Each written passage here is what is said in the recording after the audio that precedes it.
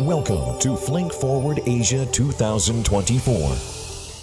Next presentation about Beyond Trust, implementing zero trust in bring your own cloud architectures. Presenting by Mr. Igor Kresik, Head of Product, Favorica GmbH. So, ladies and gentlemen, give applause for Mr. Igor.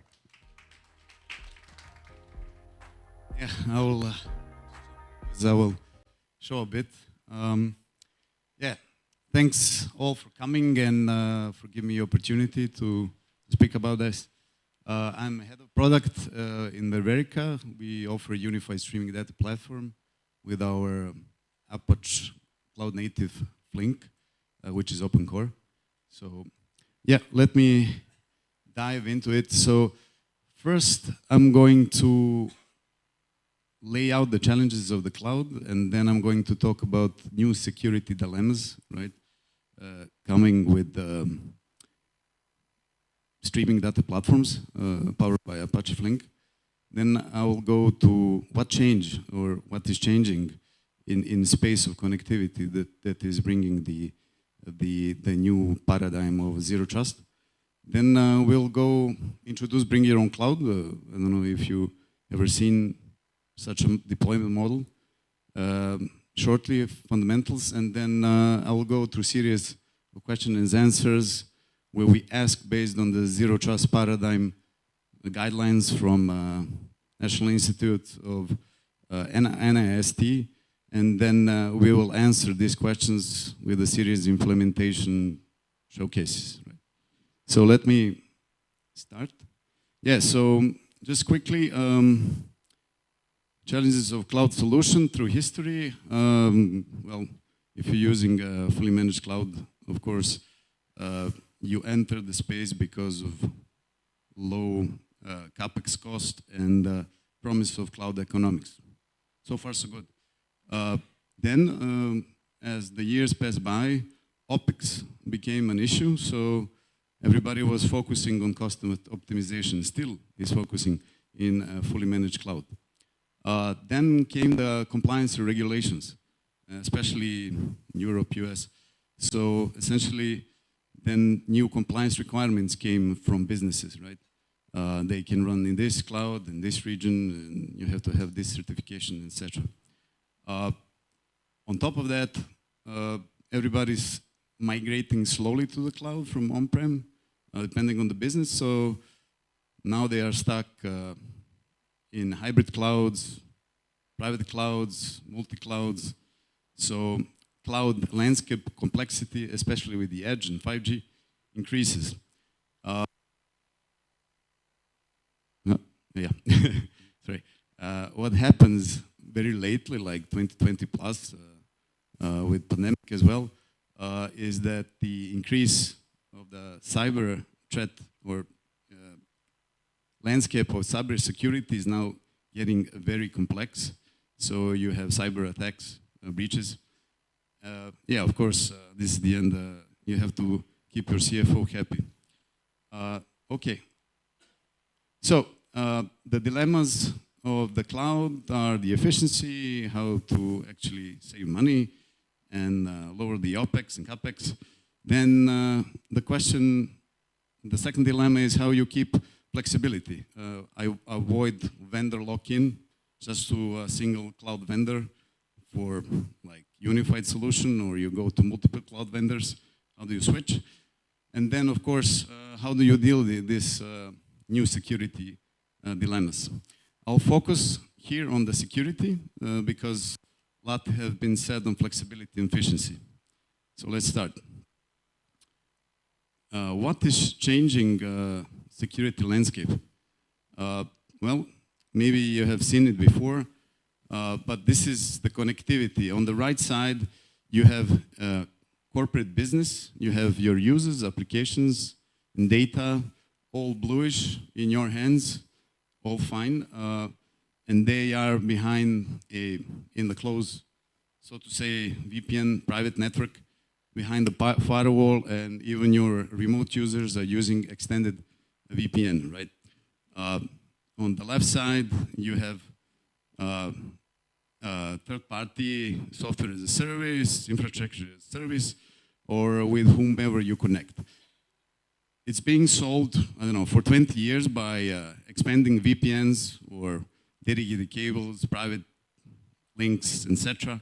So essentially, you have expansion of trust via expanding these dedicated lines or VPNs, right? This is the expansion of corporate trust you give to the third-party vendor. This is how it's being done, right? But connectivity now forces us to think about everything is globally connected through the internet. You have 5G edge use case.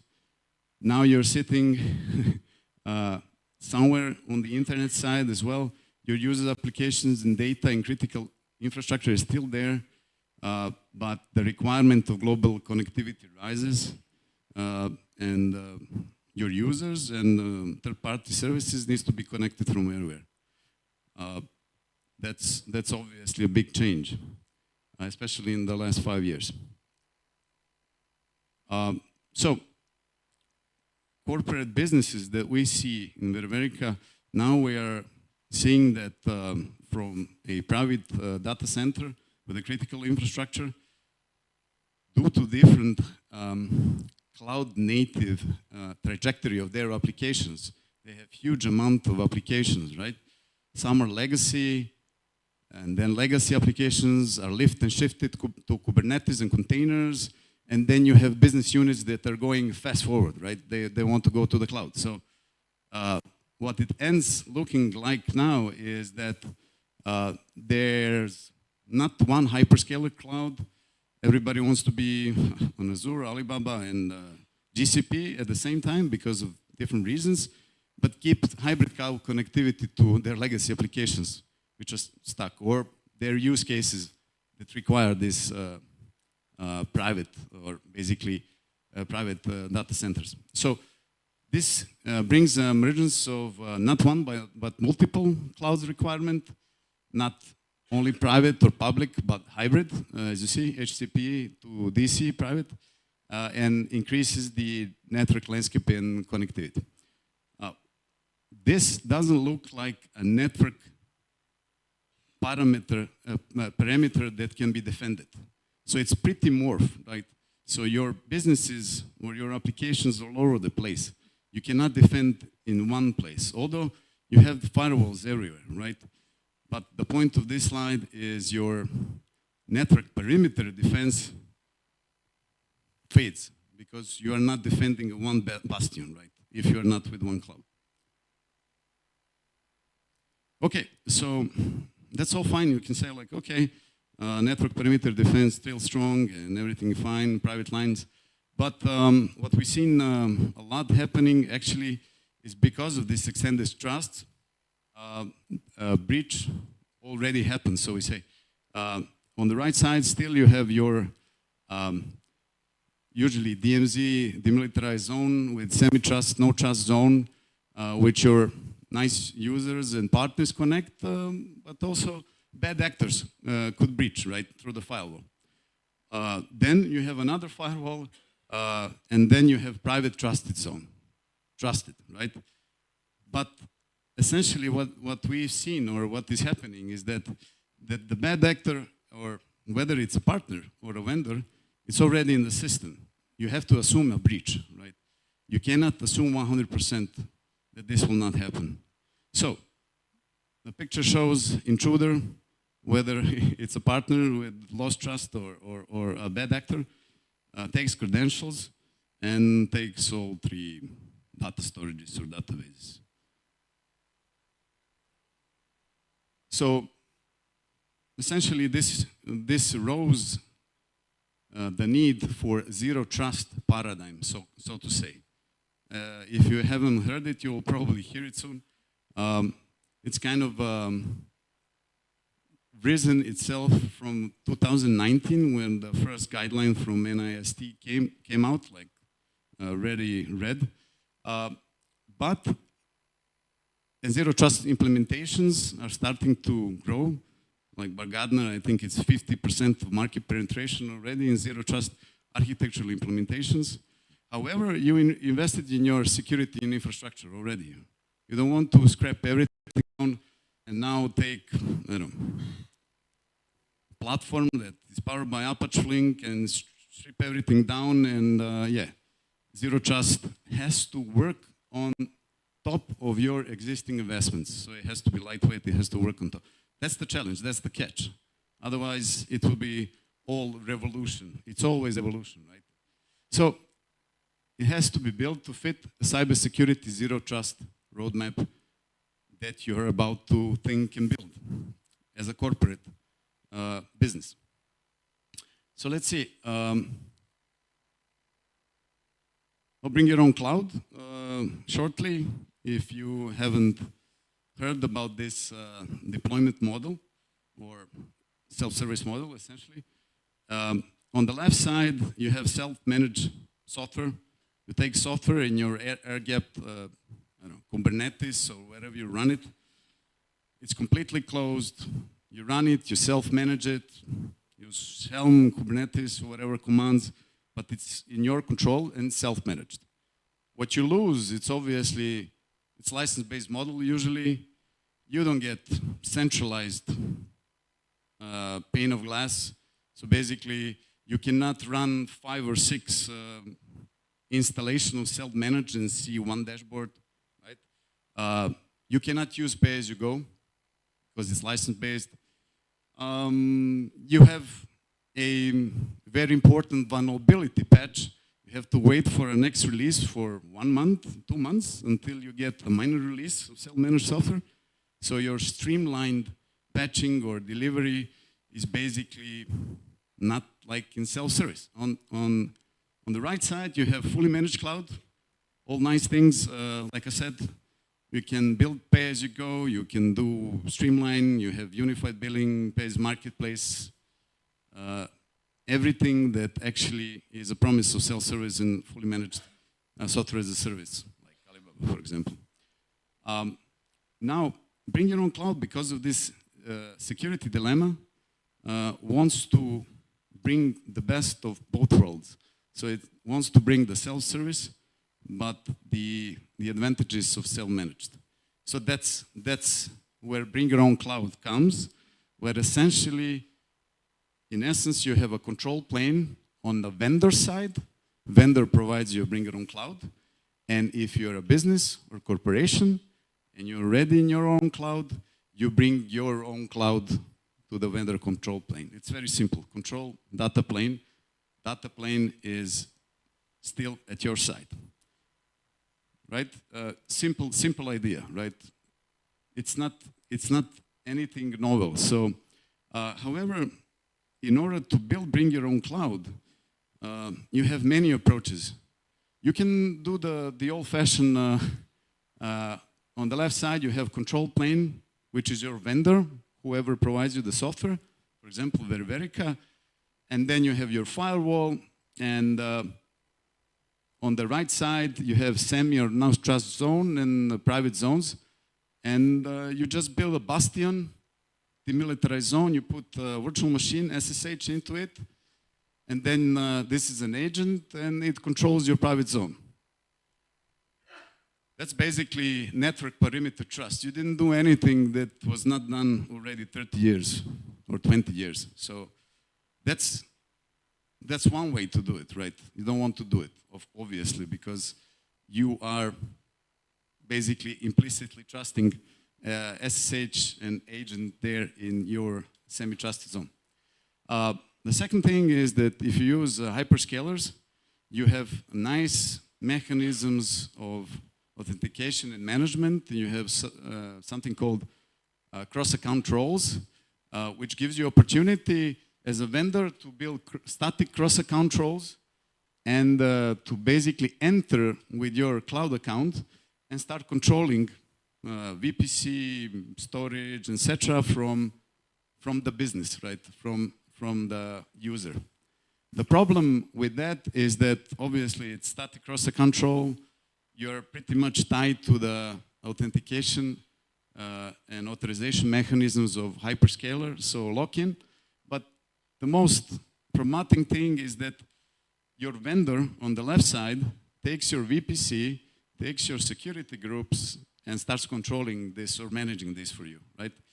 So you will see the elevated privilege problem. So then you have newer kind of bring your own cloud solutions where you have a control plane. The agent actually is pulling the commands from the vendor control plane and then executing here.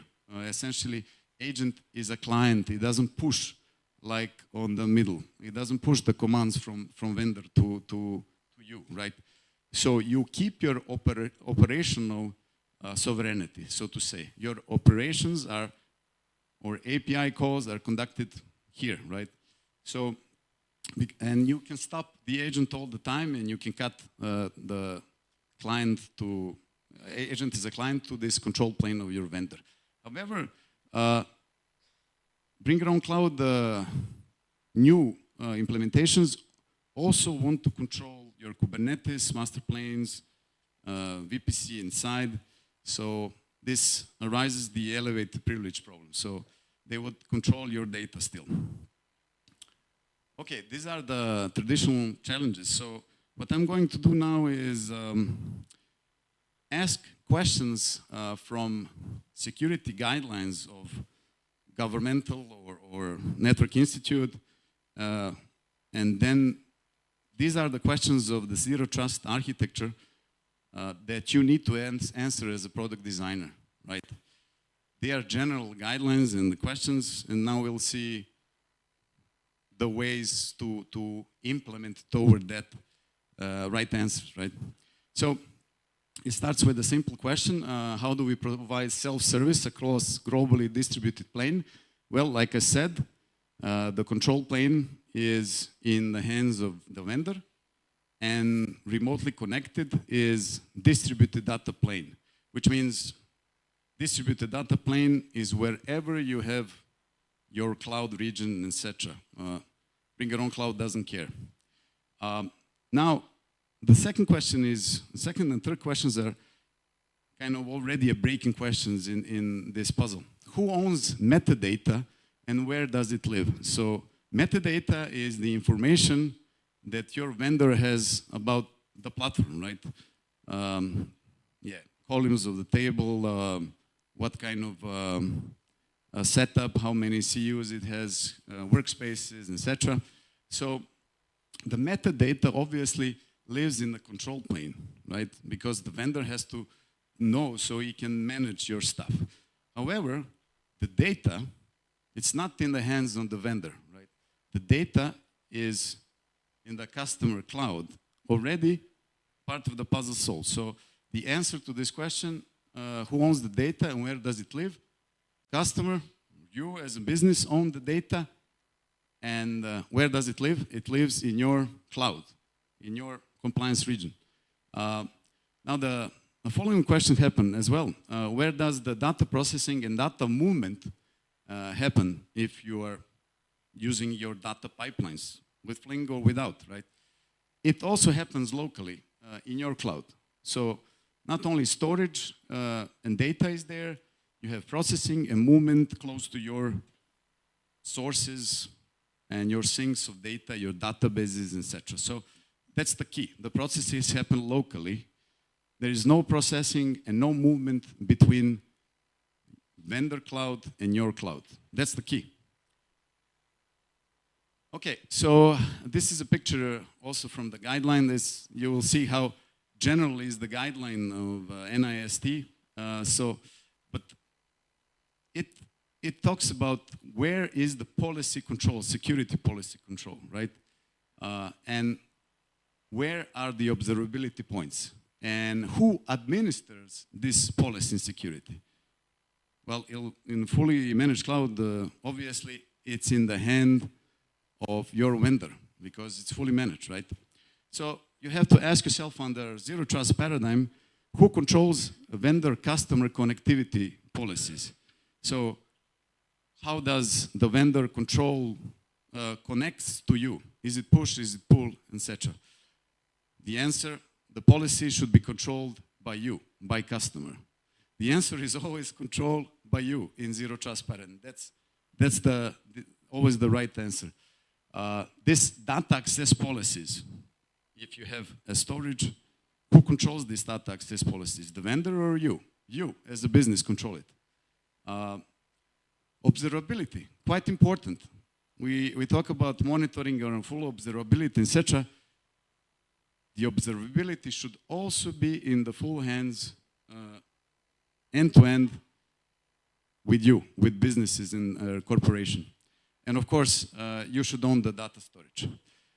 So, the answers are clear, right? Let's see how it's done. So, at least this is the implementation we are proposing.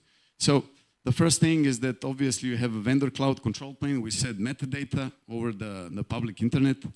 The first thing of the puzzle is the agent. Agent sits as a client and connects unidirectionally to vendor plane.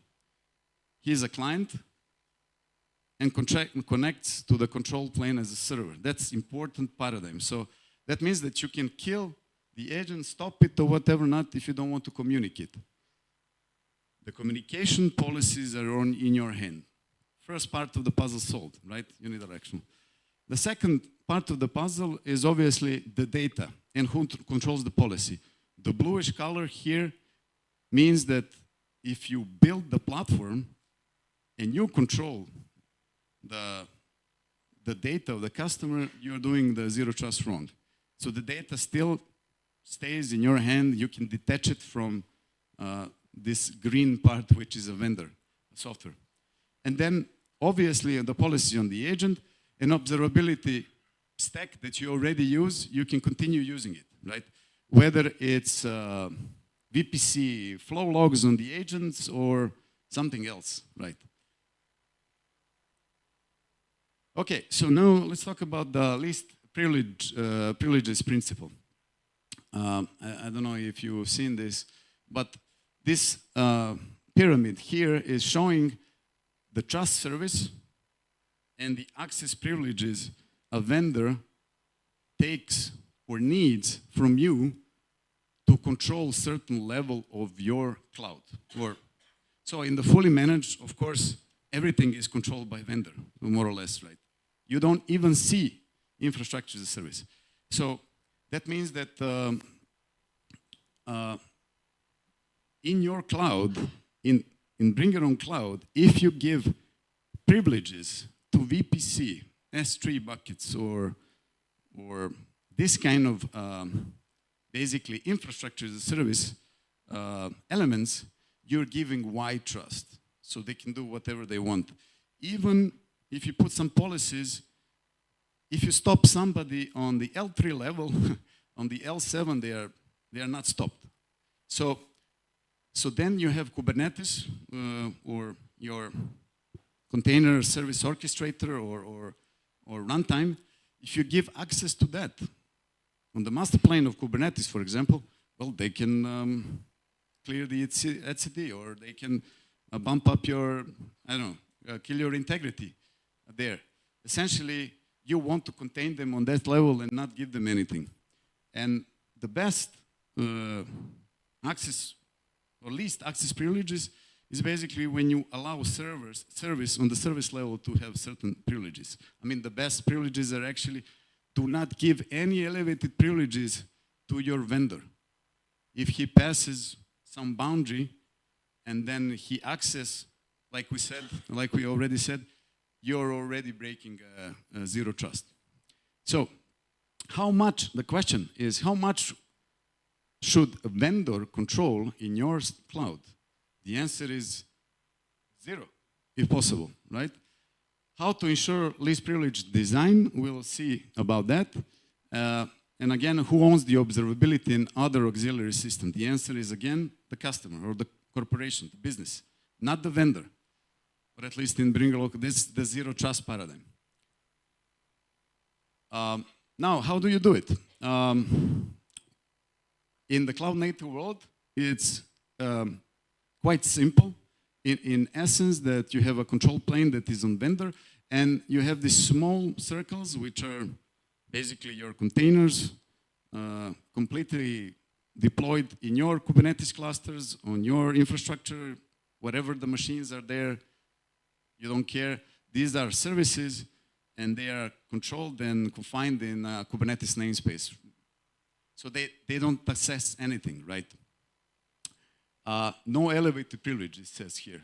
That means that you control Kubernetes infrastructure and everything. So services should not do anything there. Now the observability. Now the service wants to show you the logs and metrics. How do you do that? You don't push to manage Prometheus. You don't push to manage Elastic or whatever you have in your cloud. You have to build a design that is essentially scraping the metrics and logs. The vendor has to build a design where the customer says, okay, I'll scrape the metrics in portable way and integrate it whatever I have on the other side. So again, there is no elevated privileges needed here. That's important. So pool and portable monitoring. Okay, then the next level of zero trust questions are about isolation between tenants in your cloud, about dynamic authentication and authorization, and how granular are the control, because essentially they need to write something at one point in the S3 bucket, the vendor, otherwise you don't have state. So, how to ensure security breach isolation? Shown if the breach happens in one lane, in one storage, it should not impact the other lane, the processing end. Who owns the authentication and authorization service? The answer is the customer, so the corporation. How to ensure identity-based authentication? We don't want vendors to use, like, to control your VPC. We want identity-based authentication under zero trust guidelines. Dynamic authorization, that means rotating policies, credentials. That means ephemeral tokens to access your storage. That's that dynamic authorization, and it's required under zero trust paradigm, because if you have static token to access S3 and somebody takes it, well, tomorrow you're done. So that's why they have to be ephemeral.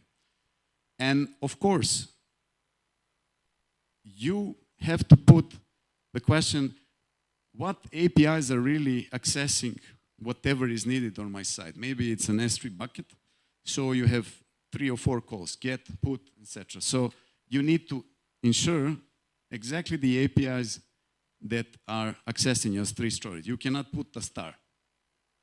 So how is it built? It's shown here in the cloud of the customer on the data plane. You obviously build for different tenants, right? Why you build for different tenants? It's obvious. If somebody breaches a tenant A, tenant B should not be breached. It's very simple. It's one of the zero trust paradigm. Never trust, always verify. So you build a line starting from the RBAC, separate agent for an environment of your data pipelines. The data pipelines are completely separate as well. Then you have separate service level authorization, ephemeral and dynamic authentication. Like I said, you have to exchange the tokens and use them ephemeral in order to access this storage bucket here. The storage buckets or the data storage is also isolated. So everything blue is controlled still by the customer. It's dynamic and it's on the service level. So the isolation is there, the ephemeral and dynamic authentication is there. And of course, this granular access, it's in your control. So if you see get, put 3 or 4 commands to your S3 storage, because somebody needs to write and read from that eventually, you can cut it down. At one point, you say, okay, I have the access to the policy. So it's complete zero trust, essentially. Okay, so that's all fine and dandy, and you would say this works actually for every platform that does data processing and stores something in a bucket. And you will be right. You can build this for every processing platform that would like to use bring your own cloud model with zero trust paradigm. But we are talking about Apache Flink and all these nice things that you heard. I will not repeat it. So I will just pinpoint the advantages if you build a platform like we did in Verica that has this bring your own cloud model. And we have Apache Flink, that is the heart, for example, and the other things coming, like flows. What does it bring to this platform? Well, the first thing, it's very simple. You can run multi-cloud, hybrid cloud deployment with bring your own cloud. So you have distributed Flink job pipelines, not like with self-managed, like 16 installations. You have one installation, and then you run unified distributed Flinks all over the regions, private clusters, or whatever. It's very well-known paradigm in essence, but not in streaming data. But they are under zero trust policies. Quite important is that Flink engine runs with the bring your own cloud locally to the cloud customer cloud ecosystem. That's quite important. There is no movement across the clouds. So, and also because it's close to your data or whatever the database sources and sync you have, the low latency goal is easy to achieve because they are sitting in the same region, right, in the cloud, or in the same cluster. They can be even co-located. So this leveraging proximity to customer data sources and syncs, if you're running Flink, you don't have movement of the data outside of this Kubernetes cluster and basically what you're connecting to your data, Flink that you're connecting to your sources and syncing. So there is no so-called lateral movement in zero trust. The data doesn't go around the clouds, etc. So this proximity is quite important, not only because of costs. I'm talking about the security now, but the costs are obvious, right? You don't have inter-region or public networking cost, right? Then, obviously, you can run your Flink jobs within the cluster because essentially they are Kubernetes containers, Docker containers, essentially managed by the platform. And you can use your security and compliance policy. You can put a policy on Kubernetes namespace and then being applied to all these jobs. Very simple. You can put VPC logs. So essentially, because they are cloud native services, you can do whatever policies you want. And then, of course, allow microservices level observability, transfer, encryption. So in our case, in Verica, well, in short, we have Vera, which is the cloud-native Apache open core engine, Apache Flink engine, and we want to be available everywhere. And of course, we have our connectors and catalogs as part of streaming data movement, and we are also building the string house because we have Pymon, etc., and we are going to build in Flux, etc., as it comes. So what it brings to us and why we build this, because we have on-prem and we have fully managed. But what we wanted is globally distributed and managed real-time stream processing and stream house in customer clouds. Data movement proximity is quite important. What we've seen is so much cost of moving the data between the clouds and the cloud vendors, right? So the proximity to the data without lateral movement. So the data doesn't go and basically moves through the cloud accounts. Of course, localized or edge real-time stream processing. That's quite important. So our Vera engine is cloud native, but it runs in your cloud locally. You can essentially see the container running there. And yeah, bringing a cloud native Flink engine into your existing ecosystem, regulations, and policies. And I thank you for your time. That's the end.